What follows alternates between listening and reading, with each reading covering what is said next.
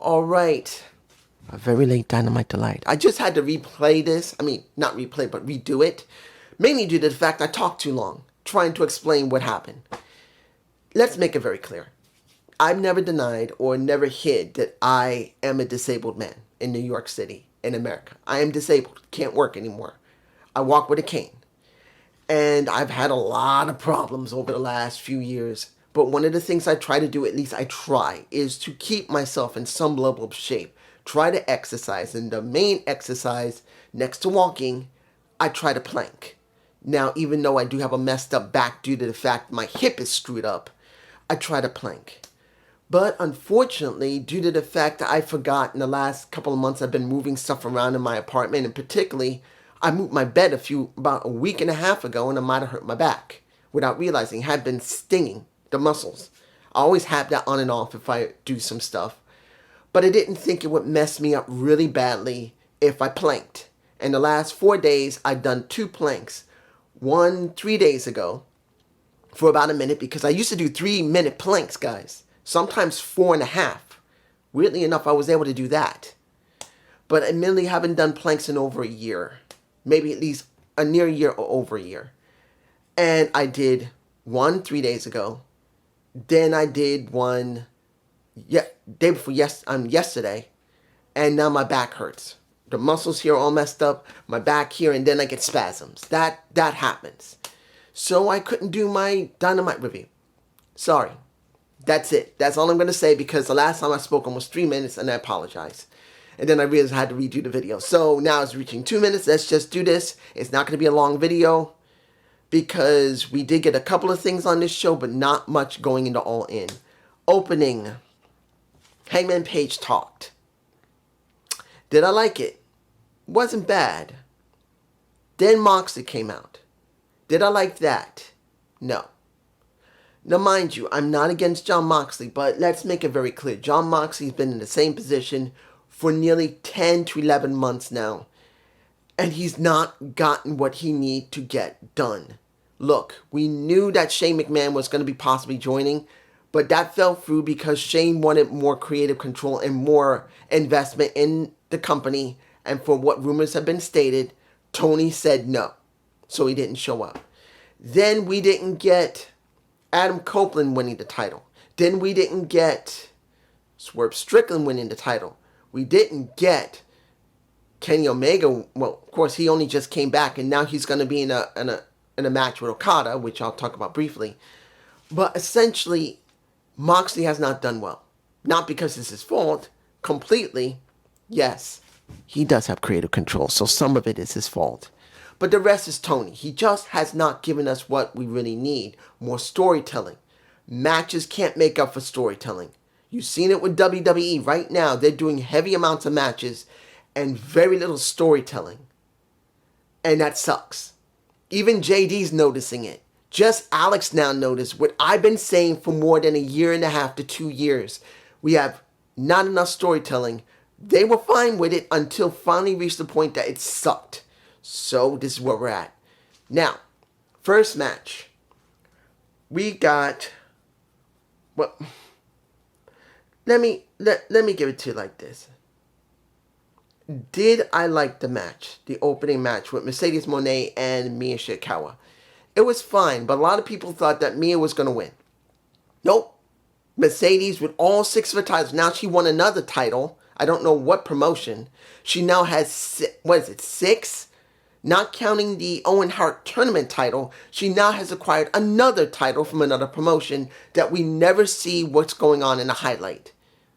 Or defend it on AEW television. Now I know you're going to say, dude, why defend it? It's from another promotion. It's not the point. She's holding 6 titles. Not counting the Owen Hart tournament title. She's holding 6 of them.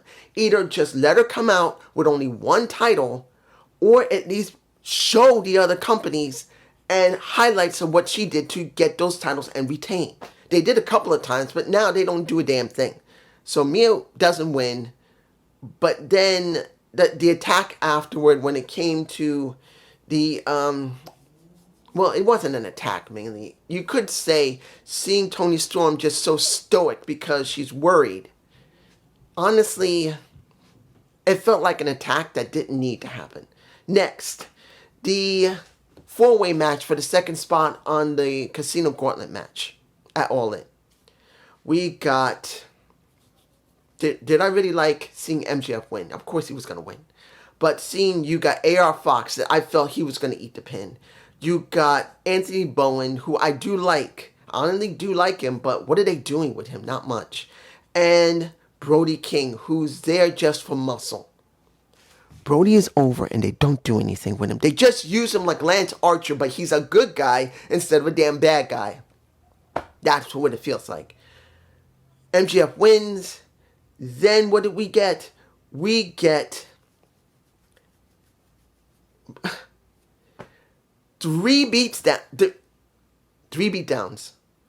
for Jet Speed. And I'm like, okay, they're really trying to make Jet Speed mean something. They did one beatdown, then they do a second beatdown, and they do a third beatdown, and now they want to do something on Collision, where now you're going to have, well, Kevin Knight is going up again.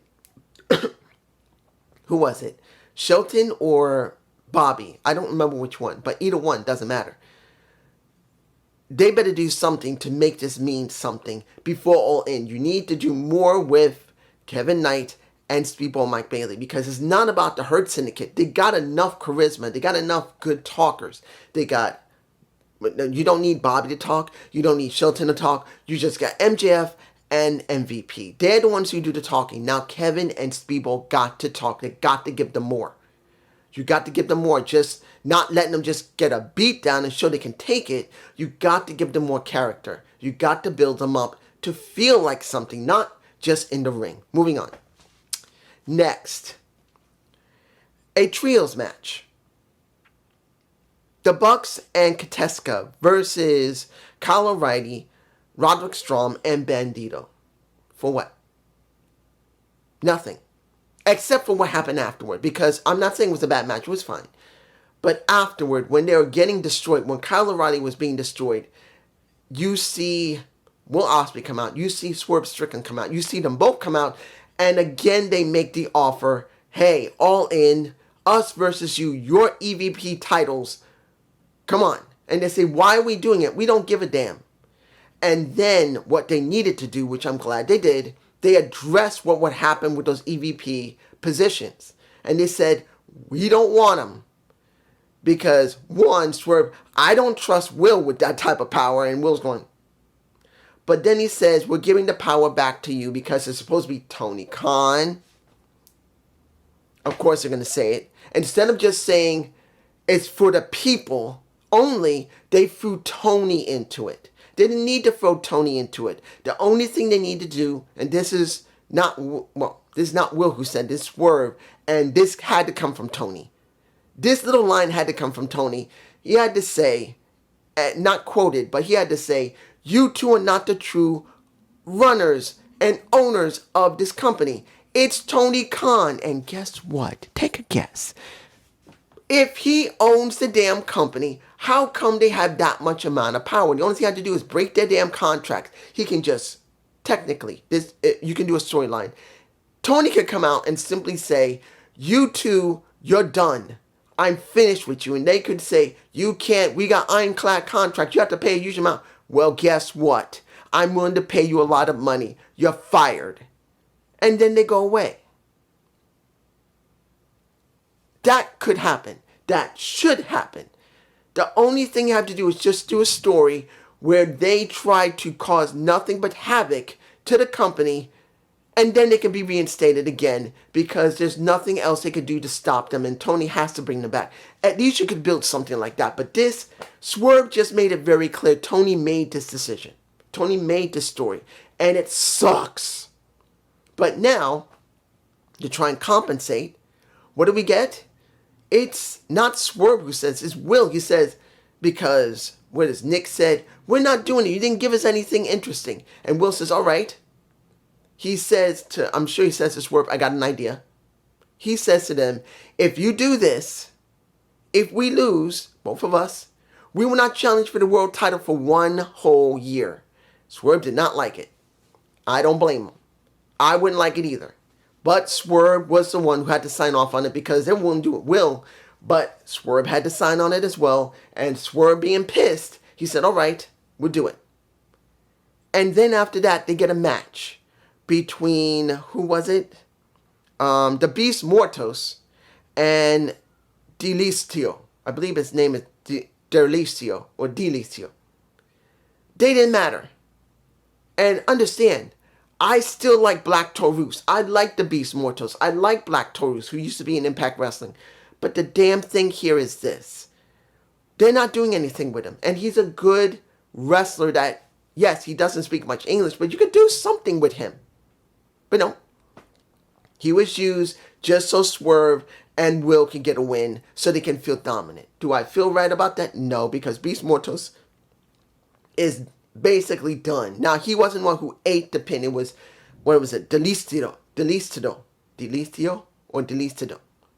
He's one who ate it, but still, he had to be in the match, and he gets a loss. I'm not saying that's great, but that's what we got. How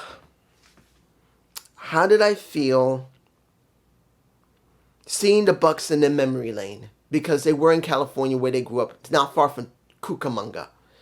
All right, that led into the match, and that leads into what I just spoke about, Swerve with Will, and now they're going to be putting the EVP titles positions on the line, and if they win, Swerve and Will not get a shot at the title for 1 whole year like Cody Rhodes did. Remember, Cody started this. Cody said, if I lose, I can't go after the title for a whole year, and he lost, and he never could get after the title for a whole year. Now, what did I feel about... I haven't forgotten about Marina Shafir and what happened where Hangman Page basically butt-shot lariated her. I think the reason I waited until this part to say anything about it is because of what happened with Ibushi and Okada. They tried to make this mean something. And if you look at what happened with Marina Shafir getting laid out by a Hangman Page compared to this, it didn't really mean anything. The only thing that mattered was setting up Kenny, who came back, who saved Ibushi, to go up against Okada at All In so they can finally merge the two international and continental titles into a unified title, which I don't know if it's going to mean anything. What did I feel about this show? What did I feel? We got something, but do you care? I think that's the best title. I don't know. I'm not saying there wasn't some storytelling here. There was some, but not a lot. And then, literally, when you hear Swerve say openly, you two are not the owners of AEW, Tony is, then you could easily deduce, well, if Tony is the damn owner of the damn thing, he could break the damn contracts and just fire their asses. You could say they could have ironclad contracts, but there's always ways of working around them. And they could have done something. Something better than that. They didn't have to mention Tony.